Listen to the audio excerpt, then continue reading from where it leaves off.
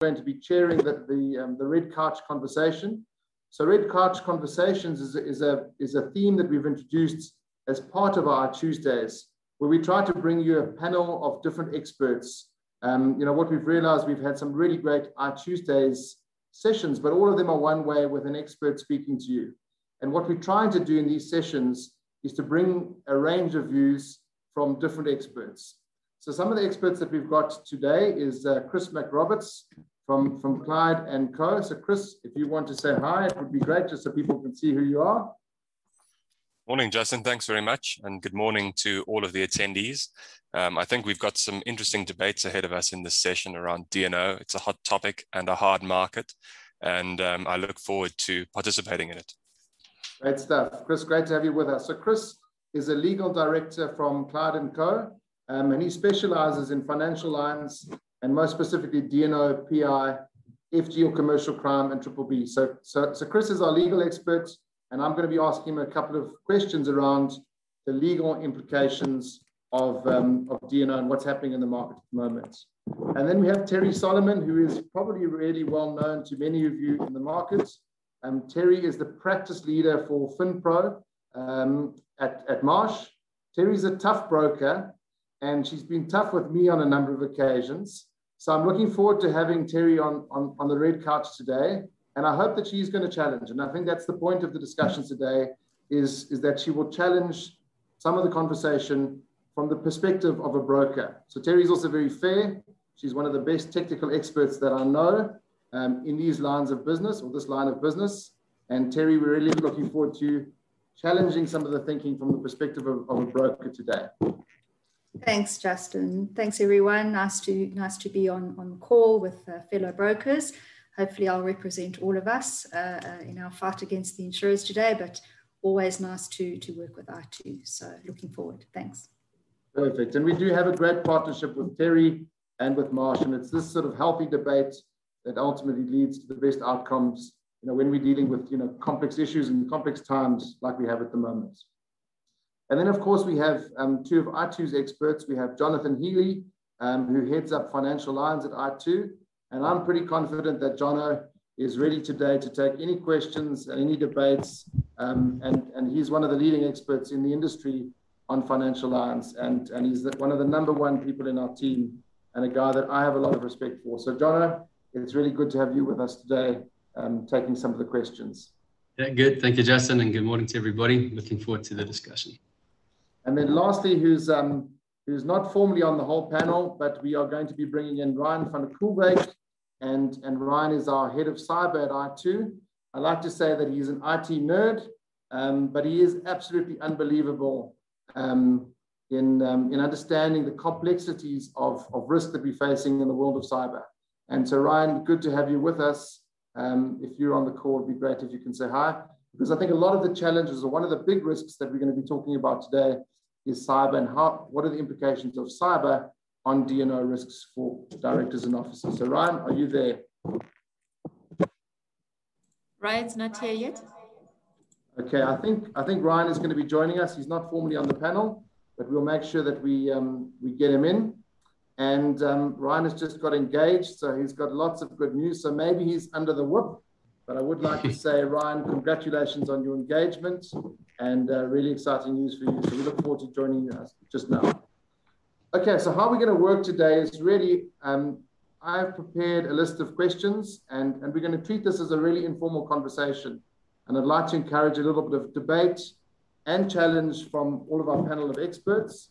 And we'll give you all a chance to comment and get some of your views. If you do have questions, please put them on the message group, and we will do our best to answer all of them.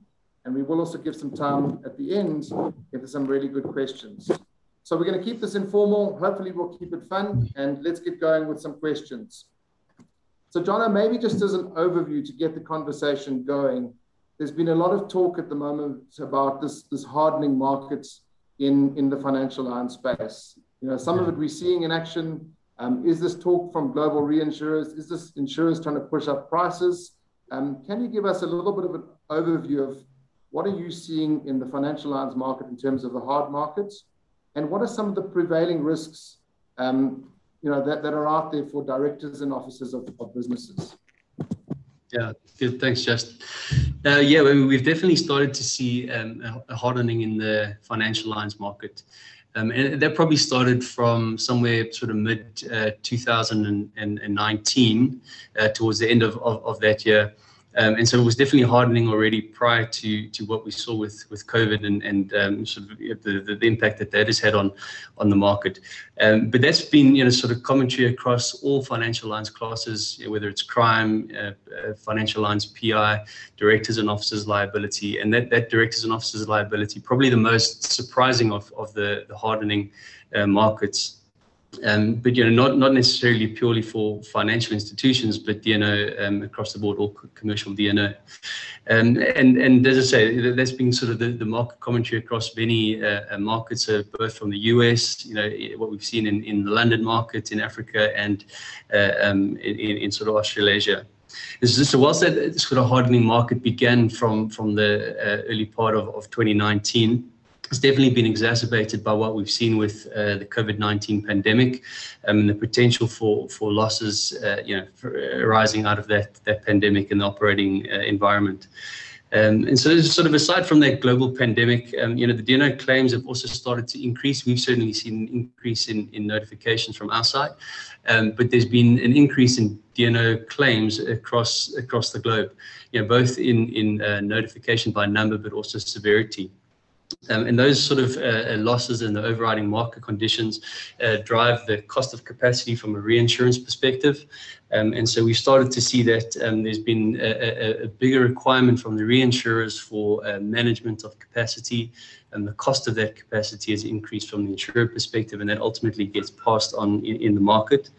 But what we started to see is definitely a stricter management of capacity and conditions that are being deployed on programs. And that's across the board from all insurers. And so whilst there is an excess of capacity for directors and officers in the market, what we're starting to see is that capacity is being managed very carefully. So we've seen a move to a reduction in capacity from all insurers and a move to ventilation of that capacity. So while there might be the same level of capacity, it's not deployed on the same line as perhaps before and not at 100%. We've seen a lot of a move towards co-insurance. And that's probably a bit of a newer phenomenon in the South African market, whereas the London market has operated like that for many years. So it's a bit of a sharing of the risk and the capacity for the lower attachment points insurance. So we've definitely seen a move to that. But what that means is that you're bringing on more markets onto an existing program.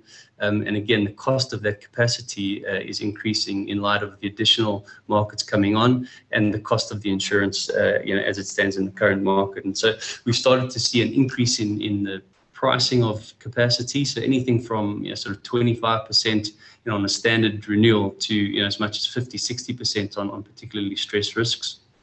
As I say, we've started to see the reduction in capacity, deductibles being applied to side B covers, which in the past has not really been the case, but we're starting to see a lot of that side B deductible coming in, and a marked increase in the side C deductibles. So we have the exposure on securities cover, those deductibles are increasing substantially. And then again, sort of the conditions that are being applied to placements are becoming far more strict, and that's driven for the most part from reinsurance directors, things around cyber risk, things around management of infectious diseases in the pandemic and potential systemic risk throughout their portfolios, and so a lot more strict conditions, and there's been a lot of market commentary around that. So that's really the environment that we find ourselves operating in at the moment. Definitely a hardening market, definitely more strict in terms of conditions, and with a bit of a challenge on the capacity for placements that we've seen on the larger placements.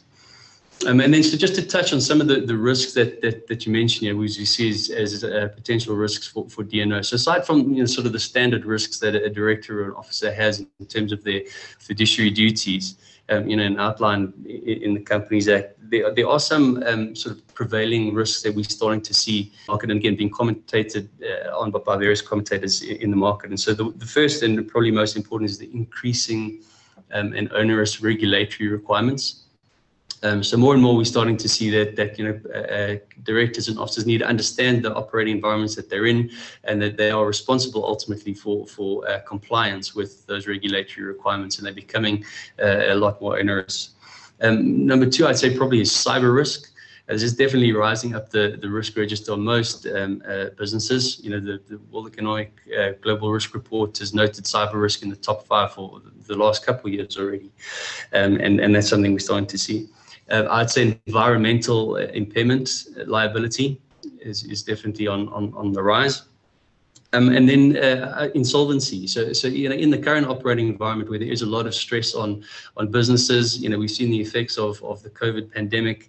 Insolvency is also been rated as probably the highest prevalence of D&O claims in the world. So by frequency, it is pretty much the reason why the majority of them trigger. And in the current operating environment, insolvencies are definitely a challenge. And then I think lastly, all of that is underpinned by, an increased shareholder, and/or / interested party activism. And so that really puts a lot of pressure on DNOs to have to respond in the current operating environment. Perfect. Thank you so much, John, and some really good views. So in summary, it's quite tough out there. It's a hard market, stricter conditions around wordings, smarter deployment of capacity, and a lot of, apart from the standard, a lot of new risks. So we're seeing increasing regulation and onerous requirements, cyber risk, environmental liability, insolvency, and also increased activism. So that's the view of Jonathan Healy, our expert in financial lines. But that's only one view. So Teri Solomon from Marsh, it'd be good to get a broker view. I mean, do you agree with some of these identified risks? And I think the big question in a tough environment, how do you convey this hard market to your clients? Because on the one hand, you've got to look after your clients. I guess most of them are under economic pressure. How do you deal with this with clients? And do you agree with those views? What are the views of the brokers in this market at the moment? Thanks, Justin. So, John, I bet you're thinking you're lucky stars that you left broking and became an underwriter, right? Because us brokers are looking a lot more tired than you guys these days. It's tough. It is tough out there, Justin. Yeah. So I think undoubtedly and admittedly, it's never been riskier for a director to sit on a board, and the personal liability has never been greater. We know that. We acknowledge that. We also agree that it's probably not going to get better. John's alluded to COVID, he's alluded to hyper-regulation, to this continuous increase in stakeholder activism. So it's not going to get better. We also happen to agree that the D&O market was too soft and that it did need a correction. But I think here comes the buts, if you don't mind, and there's a couple of buts from my perspective. The first is with greater risk comes greater risk management. And certainly many of our clients have gone to extraordinary lengths to improve their risk management and mitigation strategy, regulation, cyber, environmental, and insolvency. These are nothing new. These are all risks that the board is mandated to manage and mitigate. We've seen the increase in governance controls, it's marked compared to a few years ago. So I think with that, many of our clients have gone above and beyond to market their D&O exposures or their D&O risks to you guys as insurers, and unfortunately we don't see any quid pro quo. So rates are still going up, capacity is still coming down, and the wording is getting more restrictive, and that's irrespective of the fact that sometimes we even bring in our C-suite clients, a C-suite from our clients, to market and sell the risk and do these wonderful underwriting presentations. It doesn't help. And, you mentioned upwards of 50% increases. I wish, because we've seen a lot more coming out of the market. We've seen triple-digit increases, certainly in the last year. So I think, this whole concept of quid pro quo is very, very important. The other thing is that, we do believe, and John, you and I have had this discussion many, many times around target pricing. Yeah. Yes, the market needed to correct. We don't dispute that. But this is a marathon. It's not a sprint. And if you have a target price in mind for a particular client, rather come to us and let's get there over 2 or maybe even 3 years, as opposed to imposing a 200-300% on a client just because it's been underpriced for the last couple of years. And again, this quid pro quo of clients trying to manage and mitigate the risk, but not really seeing the end result coming from the market. You're right, the market did start to harden in sort of actually the latter part of 2018, well into 2019. And I guess the reaction to the 2020 pricing and lack of capacity was very unfortunate off the back of COVID, because many of our clients expressed the view that this is the time when they needed you the most. This is the time where they thought true partnerships would come to the fore. You'd understand the financial distress that I think the majority of South African companies were under, and yet this is in 2020 when we saw the biggest increases, the most restriction on wording, and obviously loss of capacity. So understand you have to manage the capacity, but I think 2020 was unfortunate from a timing perspective. Yeah. And I think finally, from my perspective, and I've said this many, many times, South Africa is South Africa and must be treated as such. And I'll say it again, South Africa is South Africa and must be treated as such. The data simply doesn't support what the market in South Africa has done. And we're all about data, right? If we have data that supports the losses, by all means, but we don't in South Africa. So the frequency and severity of claims in South Africa, yes, it's up, but it's nowhere near what happens in the rest of the world. And that's, of course, how your reinsurers are basing their reinsurance their reinsurance terms. Chris, no doubt, will cover off a little bit later on some of two of the most recent cases, that being African Bank and Steinhoff. And so our law is different. Those cases, shareholders were in fact unable or did not succeed in suing directors for loss of share value based on their alleged misconduct. So our law is different. It's actually not that easy to sue directors in South Africa. We're not a litigious society. And I think the last point is that the enforcement of errant directors in South Africa is nothing more than appalling and abhorrent. I mean, our regulators are just not doing their jobs. So now, if you take all of that into account, the data just doesn't support the knee-jerk reaction that we think we've seen from the market. So I think a lot more needs to be done from a quid pro quo perspective. And all in all, understand the hard market, understand the need for it. But I think more work needs to be done from your side to underwrite the individual risks and not have this knee-jerk reaction as we've seen in the market. One size doesn't fit all. Simple as that. Sure. But Teri, I mean, thanks for that comment, and maybe just in a brief response to some of the things that you raised there, is that certainly those presentations that we see from clients who are willing to present their risk, demonstrate how they are managing risk within their environments, across all these things that we've highlighted certainly helps. And so while you're saying we haven't necessarily seen that translate into underlying pricing, I think the market is still able to commit capacity and to build the program, albeit that it's more expensive than it was in the past. And that is something we need to take into account. You say South Africa, it's a different environment. And while we are kind of basing pricing on what we're seeing out of our reinsurance market, who has the global exposure, and we do need to take into account we're in a South African environment. That said, as well, you mentioned that the D&O market did need a correction for some time. If we compare it to something like the commercial crime market we've seen over the last couple of years, which historically was always written as a peripheral class, just very cheap, no deductibles, and ultimately came back and bit the market to the point where there's very little markets who can actually provide the kind of cover. I think what we don't want to end up in the long term is a similar situation with D&O, in that it's been commoditized over the last couple of years. The risk is now kind of coming into the market again, and whilst it's benign for the most part in South Africa, that's not to say it's not coming in years to come. So we just need to manage that together. But ultimately, as you say, as a market, working together to support our clients and to make sure that the cover exists and that it's fair. Thank you, Teri. I mean, maybe that's some really good debate and conversation. And Teri, I did say Teri up front was a tough broker and she was going to challenge us. And I think there's some learnings in that for all of our brokers. So I think some of the messages for me from Teri's conversation was all of her buts. And I think if our brokers can just remember the buts, I think it will really help all of you in placing challenging D&O risks, either with iTOO or engaging with iTOO or with any other insurer for that matter. And I think it's really important to acknowledge that the market has hardened and things do need to change. The world has changed. So we do need to address rate increases and things need to change. I think acknowledging that is a start. But I think Teri spoke about risk management. I think it's really good to engage with your client on what are they doing as a business to manage their D&O risks.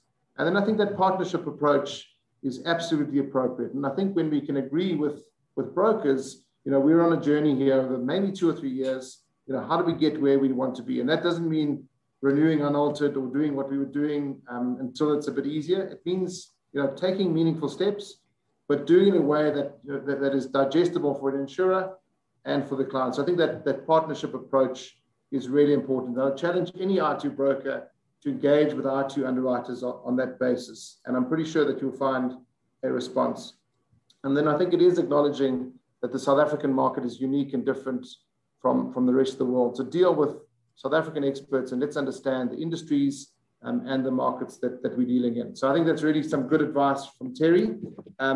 Let's maybe go back to some of the basics, and I'd like to chat to Chris McRoberts from Clyde & Co here briefly.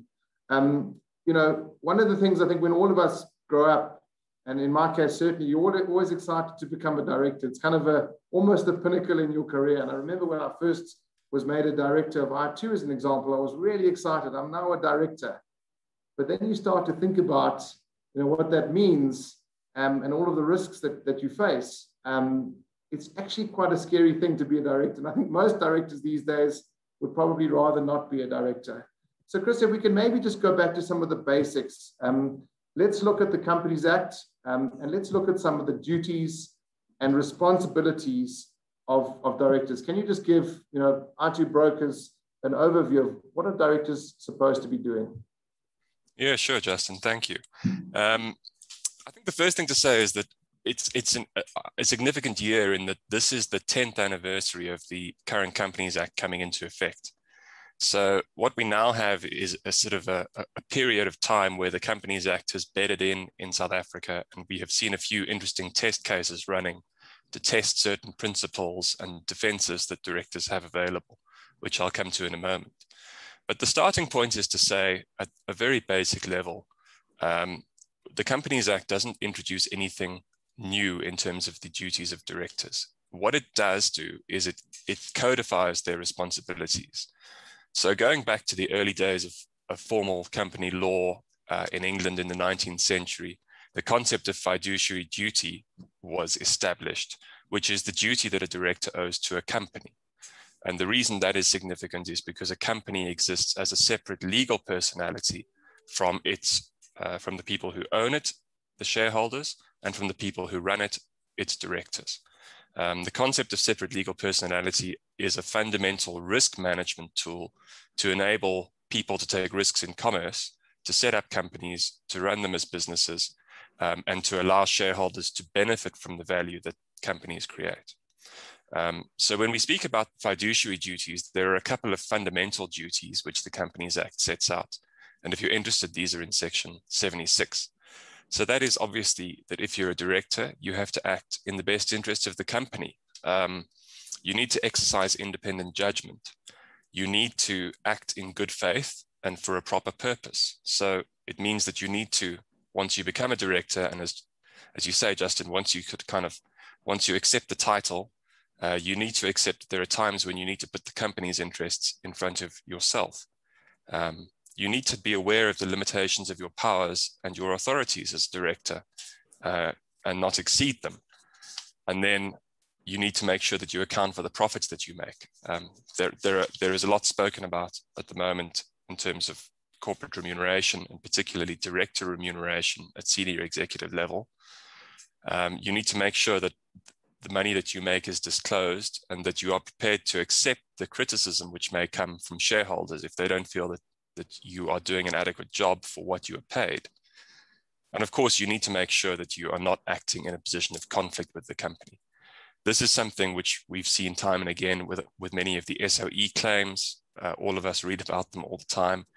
And tying in with Teri's comment about the South African context being all important for this discussion, a significant factor in the last few years around the D&O market here and defense costs particularly has been the effects of state capture on state-owned entities. And for those markets that participate on SOE programs, it has been a very expensive learning experience to fund, the Transnets and Escoms and SAAs going off to parliamentary inquiries and the Zondo Commission.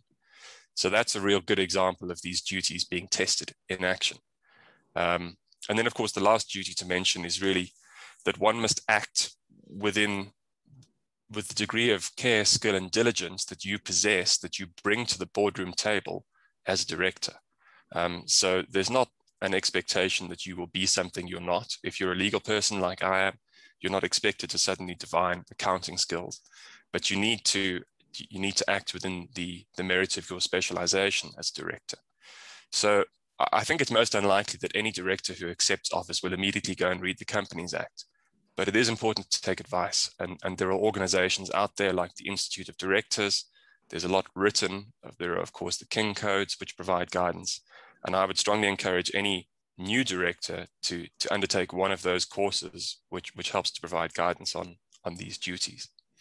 The other thing to say, Justin, is that the Companies Act is not the only source of duties for directors. So the common law, before this Companies Act came along, the common law existed, and there is nothing in the Companies Act which displaces it. So we still have that whole body of precedent and authority from the 1973 Companies Act and earlier, reaching right back into decisions that predate the existence of separate companies legislation in South Africa. And then there are other acts that may apply to particular sectors. So in the SOE context, for example, there would be the Public Finance Management Act that sets some pretty strong thresholds for directors. Of course, in the mining and mineral space, there's legislation which needs to be complied with, and so on. So one also needs to be aware of the kind of the matrix of legislation that may apply to your particular sector rather than just the Companies Act in itself. So hopefully that gives you a flavor. The one other thing to say about duties and responsibilities is that there are also sanctions, and the sanctions are set out in Section 77 of the Act. And that deals with situations where directors behave recklessly, where they breach the duties which they've undertaken to uphold. It's a bit like signing an oath of office when one assumes a role as a senior politician, although in this country that's also debatable as a moral guide. But the sanctions for reckless trading, for abuse of power, for an undeclared conflict of interest can be significant. And there are many parties which can take action. So creditors, shareholders, potentially, as Teri says, there are some difficulties with that, but it's certainly not impossible. And your fellow directors and the company itself can, of course, come after you. There's been a lot spoken about in the last week in the press around Steinhoff and the fact that the German authorities have managed to get some charges together against the alleged wrongdoers in Steinhoff. And of course, in South Africa, we're not even out of the blocks yet on an enforcement action. So that's a good example of us having first world legislation, but not necessarily first world enforcement. And it'll be interesting to see how that plays out. Chris, thanks for the really interesting comments on Steinhoff. I know a big frustration of all South Africans is, why is not more action being taken? So I think it's good news that the German authorities seem to be making progress, but good to understand why it's slow in the South African markets. And I think a lot to take in there, but I think all of our brokers wanting to understand more about D&O, I think it really goes back, as Chris said, what are the basic responsibilities of directors? So again, I would encourage you to look at Section 76 of the Companies Act, look up the Institute of Directors, and also the King Codes give some good guidance on how directors should be acting. So I think a really good basic summary and some really good expert views. I'm sure you all agree, after hearing from all of our panelists, we certainly have an expert panel here, and I think we're in for some really good and further discussion. So I hope that you all are enjoying the discussions, and I hope that we're going to have some time to take some other questions. Let's maybe go back to Jono briefly. One of the risks that you mentioned is cyber, and I think that since the beginning of lockdown, cyber risk has been heightened. People are working from home. A lot more people are working online. I think that there's definitely an increased risk of cyber breaches or cyber attacks. Jono, do you have any views on cyber is a key risk, and how does a D&O policy respond to that? And how are directors protected from cyber in terms of the D&O policy? Yeah, Justin, thanks. Cyber is definitely a risk that is increasing, and in the particular trading environment where we have everybody working from home, and in a relatively short amount of time. So, people were day one working in the office, and a few weeks later, all sent home and had to be remote and working through VPN, access to personal information from all over the place. So it's definitely a heightened risk in the current trading environment. But to bring it back to the directors and officers cover, so while we discuss now the duties, the fiduciary duties of the directors, that includes the risk oversight and risk management within the business, and the ultimate responsibility sits with the directors and the senior managers and officers for the implementation of a cyber risk strategy. And for the responsibility for IT governance in an organization, that rests with the board. So they need to show that they've understood that risk, that they've demonstrated that they've implemented the necessary mitigating factors, that they've given effect to the policies that are in place, and that they've exercised the risk oversight in terms of that cyber risk. So yes, there's definitely a responsibility on directors in terms of the cyber question. And so when you have an allegation of wrongfulness brought against a director or an officer in failing in those duties to exercise the necessary control or risk oversight, when it comes to a cyber breach, the policies can and should respond to that kind of allegation. What I wanted to highlight, though, is that what we're starting to see coming into the market, and again driven from our reinsurance markets, is a silent cyber exclusion. And I'm sure the brokers will have seen these coming through from various markets. And from the one part, it's again an attempt to try and reduce or mitigate the systemic risk that reinsurers might have across a multiple portfolio in financial lines where there's potential triggers for cyber breaches across all those policies. And so what that language intends to do is to say, well, we want to focus the cyber-related risk into a more specific cyber policy. And so we're starting to see these silent cyber exclusions coming into the market. Now, when it comes to directors and officers liability, the intention is always for the defense to be there for the directors in the first instance.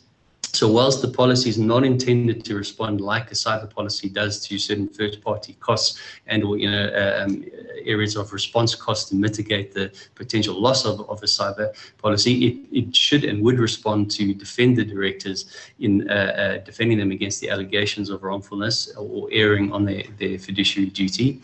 And in the absence of any specific exclusion around cyber damages, the policy could in fact respond to certain cyber damages. And I think that's what the reinsurers or the wordings intended to start to bring in is where we have more specific cover in place to address a cyber-related breach.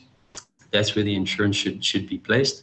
But the D&O policy can certainly respond to defend the directors and officers. And even in light of a silent cyber exclusion, that's what we would ultimately want to bring into the cover, so that in the first instance, the defense is always there. But similarly to like we have an environmental or bodily injury exclusion on a D&O policy, but we still provide the defense costs and we wait for the more specific policy to respond to the damages loss. I think that's ultimately where we're going to go with cyber. So the D&O policies will be there to respond to protect the directors in their defense, to be able to demonstrate their business judgment.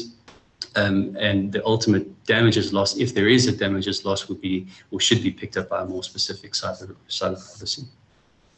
So thanks, Jono. That's some really interesting views. So the D&O policy is there to defend the directors, but I think more and more we're seeing a trend that specific cyber cover should be taken out under a cyber policy. And this is one of the biggest risks facing businesses. I have a personal view that if you have an email or a computer or a cell phone, you have a cyber risk. So essentially my view is that all businesses should have some sort of cyber cover. And I guess as a director, you have a responsibility to be aware of cyber risk, what risk management your company has in place, and probably that you have an appropriate cyber policy in place. So this is really a basic responsibility of a director. I'd like to maybe just hear briefly from Ryan.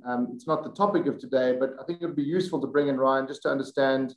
Can you give us a very brief overview of how a cyber policy would respond to protect the interests of directors, and how it would respond to a breach at a business or company? Well, thanks, Justin. And I think some great points that have been made so far. What a cyber policy will bring is a lot of those first-party costs, which Jono was referring to. So giving you the incident response specialist to help you understand what has happened, help mitigate the incident, help recover the business and get you back up and running as quickly as possible. A developing trend we're seeing is around the theft of data. So ransomware having evolved into full-blown cyber extortion where data is also stolen as part of the attack, and that requires certain activities to ensure that you look after those who are being impacted and could have a big implication on the reputation and ultimately value of the business.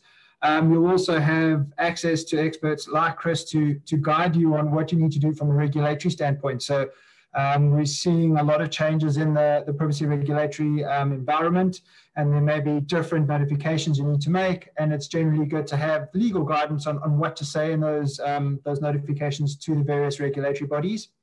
We're also going to have the PR and the crisis comms experts who help you manage any potential reputational damage.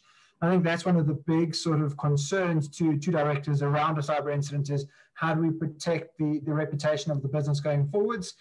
Cyber extortion, as I mentioned, is a developing trend. So there's a cover for the cyber extortion to help you recover from such an incident, if needs be, paying those sorts of ransoms to get the business back up and running as soon as possible and limit the damages that could be suffered. You've also got the cost to look after those who are being impacted. So to communicate with them, make them aware of what's happened, and provide them with remediation services to try and protect them. In addition to that, the policy extends to look after some of the additional damages that could be suffered by the business. So the business interruption cover as a result of disruptions to the operations of the business, increased cost of working and getting the operations back up and running. And then obviously the ensuing litigation, which could be quite costly and is something I think we'll start to see develop more and more over the next couple of years in South Africa, in particular as Poppy does now firmly take foothold in the market. So the defense and settlement of any of that ensuing litigation that a company could be faced, either as a result of data compromised from their environment or as a result of their environment having been compromised and then actually used to launch attacks against other companies, which is, with our increasing interoperability, becoming more and more of a risk. Thank you. Thank you so much, Ryan. And I'm sure we'll hear from you a little bit towards the end of the session, and Ryan will be available for more questions. The topic of today is not cyber, but I think it's really interesting to get a bit of a perspective on some of the covers available for cyber, and how cyber is a serious risk facing directors. So let's go back a little bit to a broker's perspective. We have about 20 minutes left, so I hope that you're all enjoying the conversation, and we'll try and keep some of the questions brief, but I think this is really good discussion, and I'm certainly learning a lot myself around all of the different risks facing directors during these times. I like to call cyber cover CYA, or cover your ass insurance. And I really do think that it should, in theory, be one of the easiest covers for a broker to sell, because it really is, you're presenting to directors or senior officers of the company, and it is the one cover that covers and defends them in their personal capacity. So Teri, maybe just, can you give us from a broker's perspective, a little bit, what is the importance of D&O cover as part of an overall comprehensive insurance program or portfolio? So, I mean, I think I said it earlier, it's never been more risky to be a director. And I think you don't buy D&O at your own peril. But also important is that we mustn't forget that D&O also provides, besides the personal asset protection, it also provides balance sheet protection to the company under side B and side C. And especially in today's economic climate, it's important for companies to know or to have insurance when they have to indemnify their directors, and then obviously want to claim back that indemnity. And similarly under side C, it provides that balance sheet protection to listed companies. And those claims tend to be very, very big. So let's not forget that it also provides balance sheet protection. So I think if you don't buy D&O in light of the current climate that we find ourselves in, with stakeholder activism at the top of the radar, you do so at your own peril. Just very quickly on the cyber, we understand the need for insurers to clarify the non-affirmative language.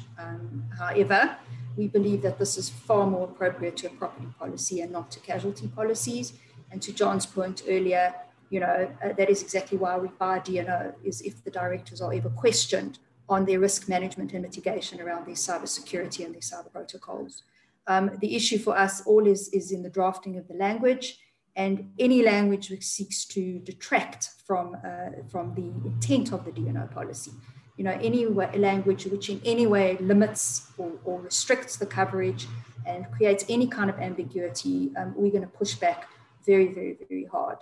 John, you mentioned earlier sort of damages should be covered elsewhere. I don't agree, because there will be instances where directors are personally liable for the damages. For example, where the company can't indemnify them, company may be insolvent, and so let's not forget that the policy must respond to the legal liability of the directors. And if that legal liability is damages, then the D&O policy must pay for those damages following a cyber breach. So, I wouldn't say that it needs to be in a separate policy. It all comes down to the language.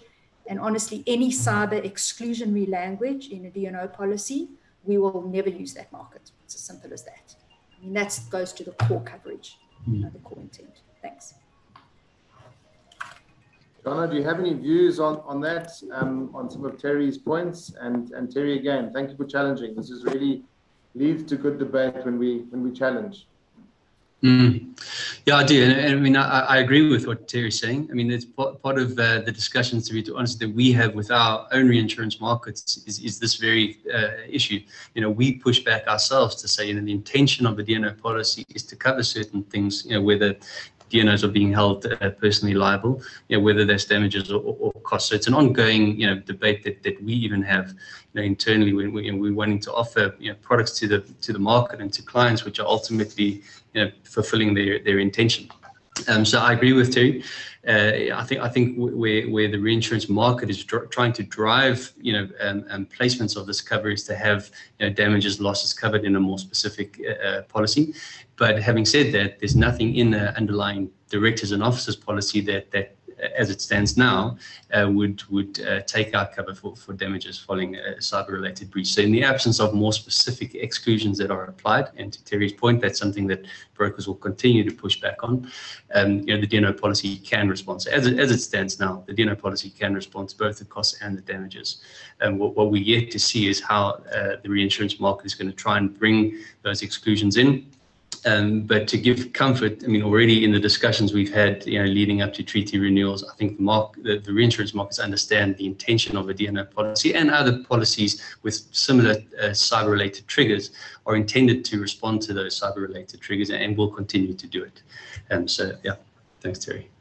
Thanks, John, and both of you seem to be on the same page, and lots to look out for when, how this market is changing. And I think that's one of the things that for me is so interesting about being in the casualty or financial lines in the space. The market is changing, all of the time. So I encourage all of our brokers to, deal with the experts and engage with iTOO on, when you're not sure of these things, let's engage and let's, keep you up to date with how the market and reinsurance market and wordings are evolving.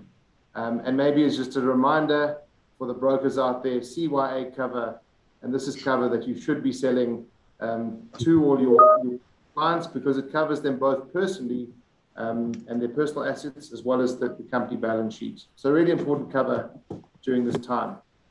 I'd like to then talk a little bit about one of the other risks that we've identified at this time, and that really is obviously due to COVID. There's a tough economy out there. I think before COVID, South Africa's economy was in a tough space.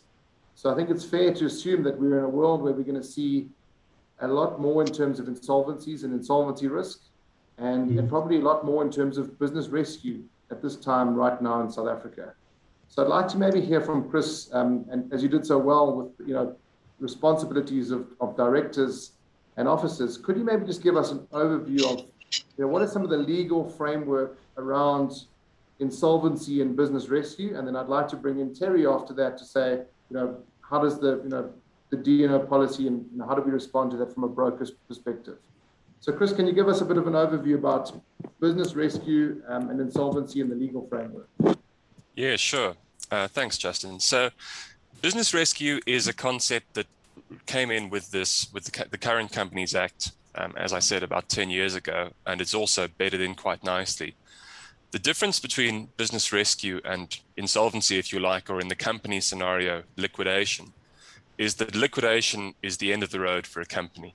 And both business rescue and liquidation may be voluntary or involuntary. So in an involuntary situation, you may have a major creditor of a company applying to put it in business rescue or going straight to apply for liquidation. And the distinction there is the question whether the company is not only is worth saving, but if it has a reasonable prospect of rehabilitation. So what business rescue creates is something we didn't really have before, which is that it gives a company safe harbor from its creditors and from its immediate obligations in order to reorganize its affairs. And the person who is charged with reorganizing the affairs is the business rescue practitioner. So what we have is what we've seen in the last decade is the emergence of an industry around business rescue practitioners. And there are some very well-known ones now who specialize in company rehabilitation. They step in, they take over the affairs of the company, and that applies in the voluntary or the involuntary scenario. So the voluntary situation is something we've seen a lot of in the last year, as COVID has wrought havoc on the economy and has decimated certain sectors, particularly in entertainment and events and that kind of thing. A lot of companies have had no alternative but to go into voluntary business rescue. And the advantage of doing that is that it does allow them the discretion. The board can try and choose the business rescue practitioner who they feel is compatible with the company.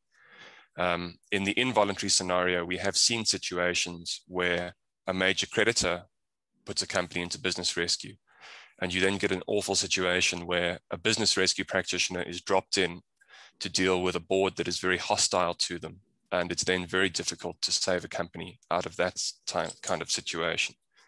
So business rescue entails just kind of, as I say, safe harbor, putting the brakes on in terms of pending claims against the company.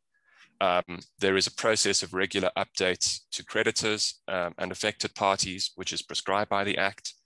And in addition, the business rescue practitioner has a responsibility as an officer of the court to report back on developments. And the current trend is for most business rescue practitioners will in fact dedicate a part of the company's website to what's going on in the business rescue.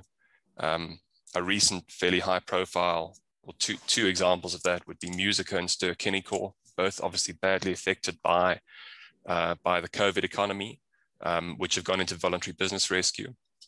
And you'll see if you go on the Ster-Kinekor website, for example, that there is a whole load of information for affected parties on there.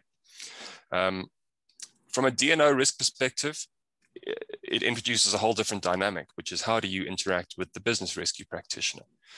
The business rescue practitioner is a creature of statute in that their responsibilities are completely defined by the Companies Act.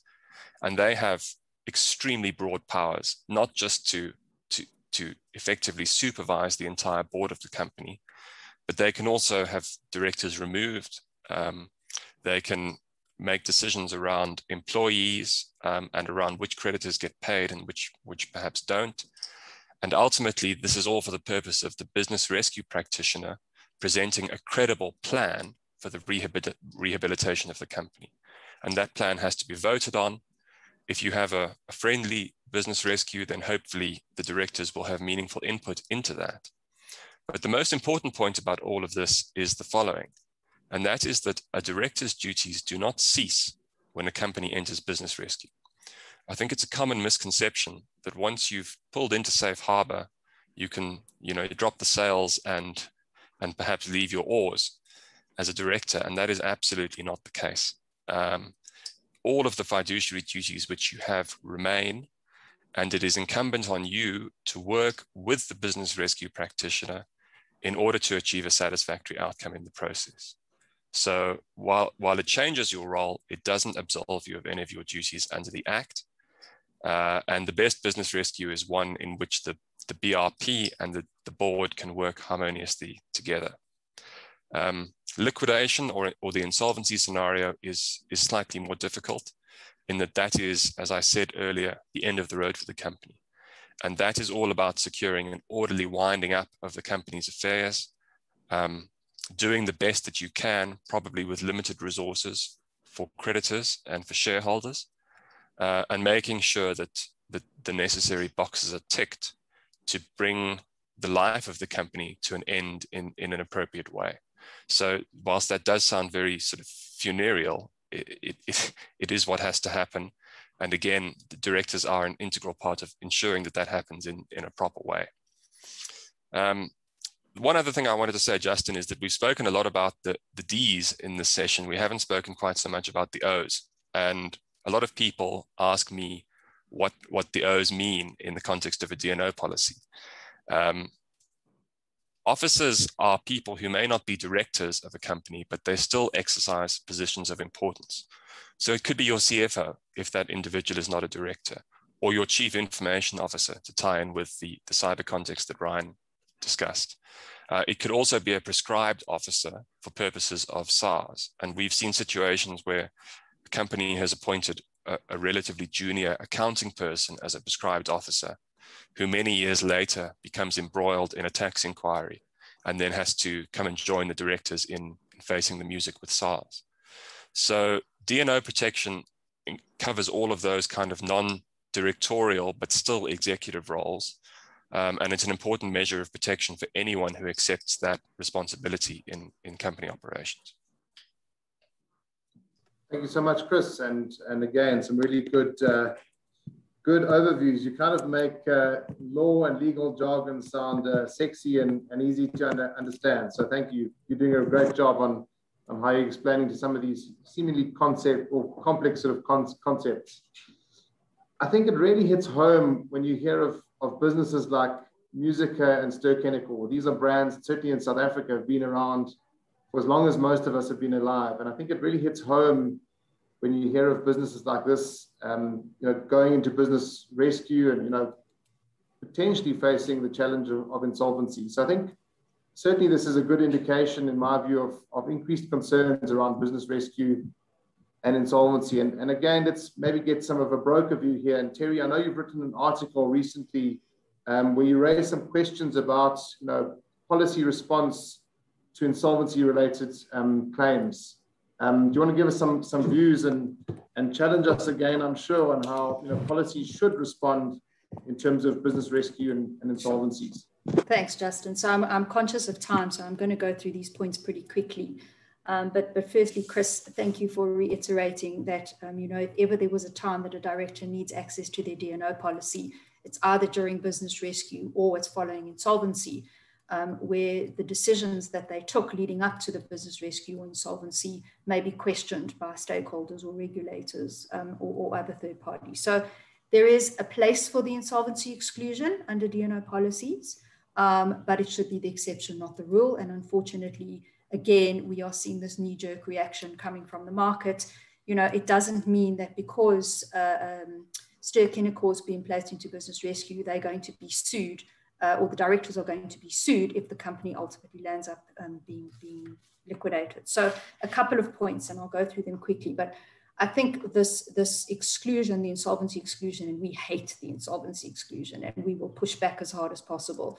I think, firstly, it ignores the core intent of the D&O policy, as we've discussed.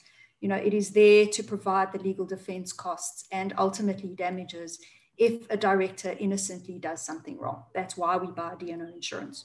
There is no greater test for a director's duty of care and skill when faced with an insolvency or business rescue. This is when the guys have to take seriously tough decisions with very far-reaching consequences. And you can imagine that they're not going to want to take those decisions and the consequences thereof if they have no insurance to back it.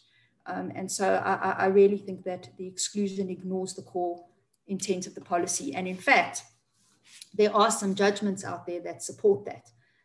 There's an Australian case, it's called Koboko Mining versus Van Heerden, And there, the court actually, there was an insolvency exclusion and the board was sued, but the court considered the commercial purpose of the DNO and the risks that it was designed to cover. And in fact, what the court said, it said that any exclusion, and I'm reading, which guts the cover should not be accepted. And there, the directors were afforded coverage. I think following on from that, this one size fits all, and we really don't buy the reinsurers argument. You know, it's coming from the reinsurers, as John keeps telling us. Like, we don't buy that, okay? Because following on from that, this whole one size fits all approach ignores the business judgment rule. And this is a universally accepted defense that's available to directors when they take those tough decisions, when they take informed decisions without conflict, believing those decisions to be in the best interest of the company. You know, some companies will succeed and some companies will fail, and we're seeing that off the back of COVID. But to deny directors legal defense costs apropos the business judgment rule, which is core to the Companies Act, and as I say, a universally accepted defense, in my mind, again, just ignores the core intention of the policy. The next thing is that it presupposes that all insolvencies will lead to claims. And here, you know, we get back to the data analytics. Like, the data simply does not support that contention. I don't know about you, but I can count on my hands the number of claims against directors and officers directly, you know, alleging that they were responsible for the insolvency of the business. We don't have many of those claims in South Africa. And so again, the data doesn't support this blanket approach. Yes, certain industries were affected worse than others, you know, tourism, hospitality, construction, finance. We understand that. But as I say, there's a place for the insolvency exclusion. You will see that insolvency, or you will see the insolvency coming, you know, years before. But to simply place a blanket exclusion because there's been a COVID pandemic, I think is completely unacceptable. From our perspective, what we want to see, John, is we think that as a minimum, you know, defense costs should be made available to the directors, and they shouldn't be sublimited. And the other thing is that we're seeing is that, remember, you underwrite at a point in time. So you're looking at a historic set of financials. Yeah. Things happen in the interim. So there might be an acquisition, there might be a disposal that injects some capital into the business. So what I think you need to do is to look at some additional underwriting questions, which then enable you to better assess that risk. And I guess the bottom line is what we're saying is each risk must be underwritten on its own merits. And the sort of reinsurer, you know, imposed insolvency exclusion in our mind is just is nonsense, and we'll kick back. Final point is this, is that when you go into a renewal with an insolvency exclusion, what it then does is to give rise to that debate around the need for blanket notification because of the claims made nature. And, you know, that's where Chris is going to make a lot of money, because we're going to be looking to the lawyers to help us with those blanket notifications. So we hate the insolvency exclusion. I think you can see that. And I think a lot of work needs to be done around this knee-jerk reaction and this, oh, it's all the reinsurers to blame. Teri, you must tell us what you really think. He said. Yeah, but Teri, and thank you. I mean, you know, again, your input on these things is always very valuable, and I appreciate it. And one thing I wanted to just highlight is in terms of the insolvency exclusion, that's definitely not something that is prescribed by reinsurers. So they've never said to us, you need to apply insolvency exclusion. So if you're hearing that from any market, it is rubbish. What they have highlighted is that they feel that it is a potential systemic risk and something that needs to be managed, but they've never said that we need to apply insolvency exclusion. So when we talk about silent cyber or, you know, infectious diseases, you know, wordings, those sure have been driven down by reinsurers, but definitely not on the insolvency side. So you should never get that response from any underwriter here.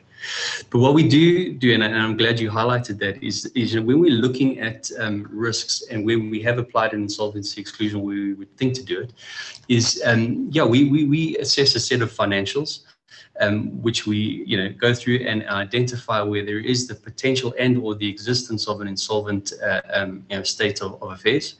And oftentimes you have that in the current operating environment. Companies are trading in an insolvent state.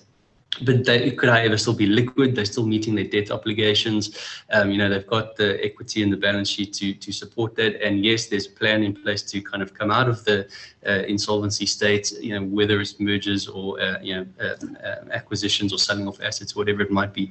But if we can get that set of information, it helps us understand what we're looking at and what the potential for that business is to come out of that state. And there's, by all means, then you don't want to have an insolvency exclusion just applied on a blanket basis because the operating environment happens to be tough. Where we would want to put it on is where you've seen a consistent sort of non-delivery or non-performance in the business. You've got losses over numerous periods, high debt levels, no equity in the balance sheet to actually support that, no liquidity.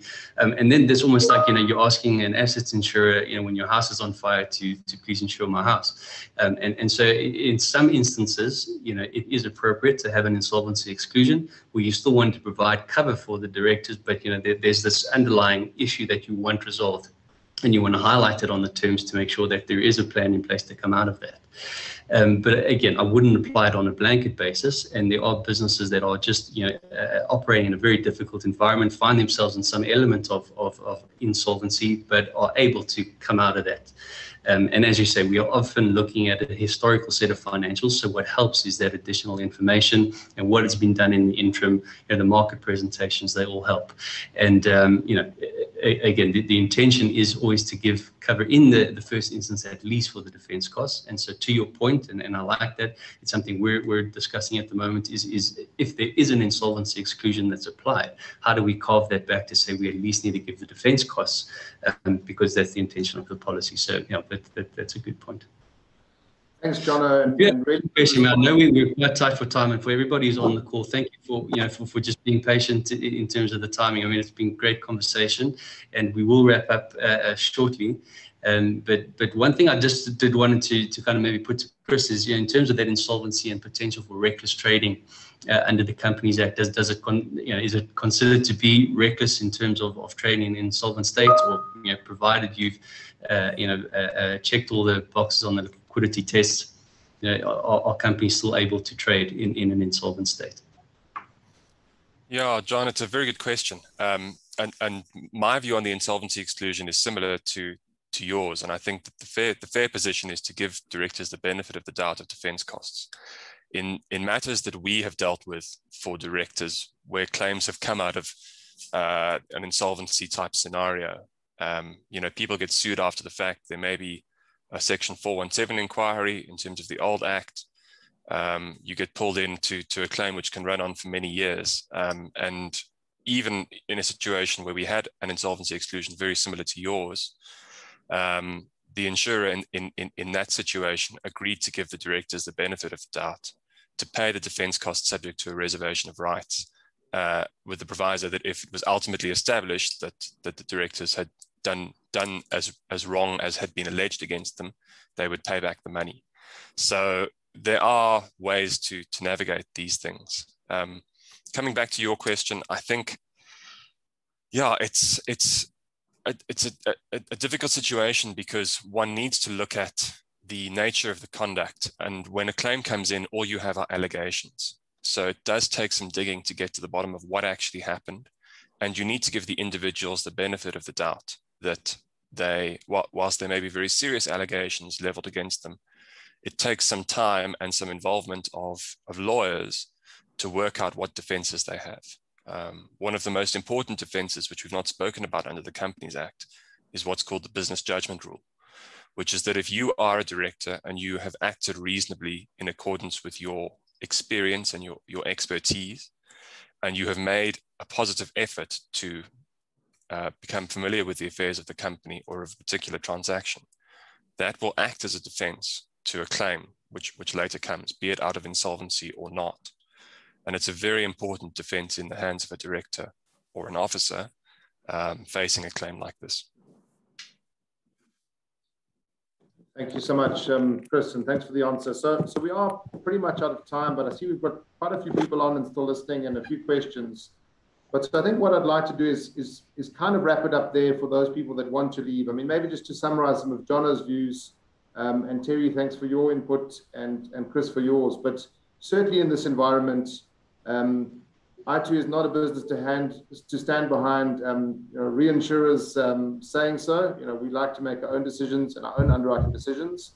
And certainly we do pride ourselves on being experts in applying something like the insolvency exclusion on a case-by-case basis. But certainly we're looking at the financials of the business, the liquidity, the debt, the strength of the balance sheet, M&A activity, and even if that's all weak, what is the plan in place that the company has, and what is the potential and chance of recovery? And I think that's the key thing, is to really understand, it may be a tough time, but if there's been consistent, solid performance of the business and they're in tough times now, what is the plan and how does the business of the directors intend to help this business recover? So I think some good feedback from Jonna. Maybe, Jonna, I'll ask you just to comment very briefly on any other factors that you look at in terms of, what is a good and bad risk in terms of underwriting.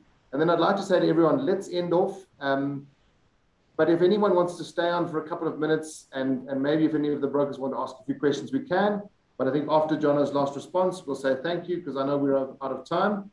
But we will be around for a couple of minutes afterwards if anyone wants to put in their marks and ask a few questions. So, Jonna, do you have any last comments on good and bad risks? Well, have I done a good job in becoming a D&O underwriter?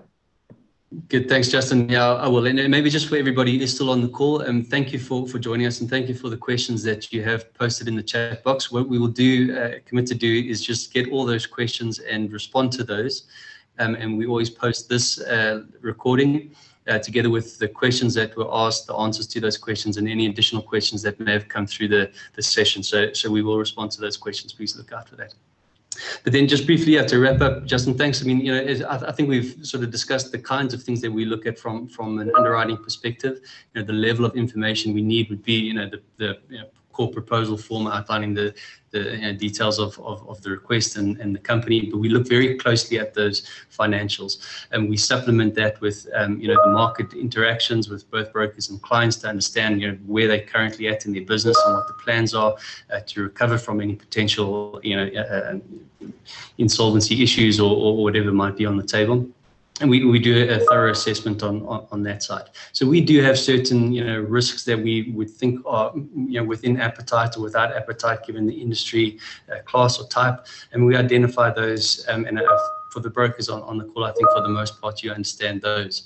But once we do look at a risk and assess and want to commit capacity to it, it's the basic information that we always require. The most important, I think, for us is that set of financials, and with the understanding of what the ultimate program looks like, where we can or can't commit our capacity. But yeah, nothing else to add on that point. Perfect. So let's wrap it up there. I'd like to say a big thank you to Jonna and Ryan from iTOO, to Chris from Clyde & Co, and a big thank you to Teri from Marsh. I think this has been a really great discussion, and certainly if you've listened to all of this, you've certainly learned a lot about D&O and the challenges facing many of your clients as brokers in this environment. So thank you very much to all of you for listening. Look out for us on Friday and next week Tuesday for a discussion on drones, and we will be around. We will respond to all of your questions that have been put on the chat, so let's not deal with those now. But if our panelists will hang around as you're all leaving, if you want to say cheers. Thank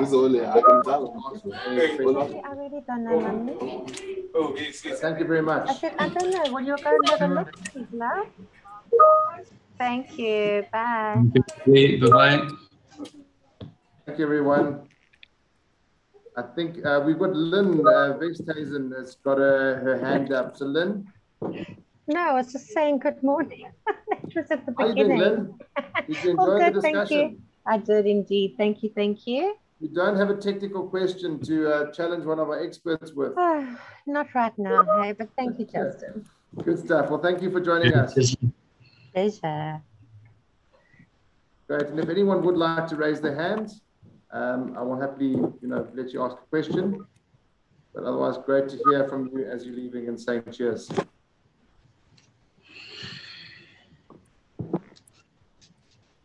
Panelists, I think we're off the hook. I think you did such a good job of good debate and answering questions that I think they know more.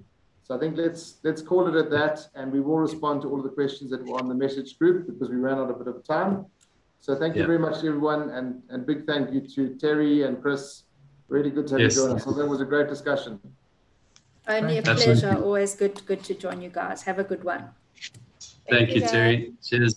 Pleasure. Thanks, guys. That was good Bye. fun. Thanks for having me on. Yeah, good stuff. Thank you. Chris, you're great. Bye.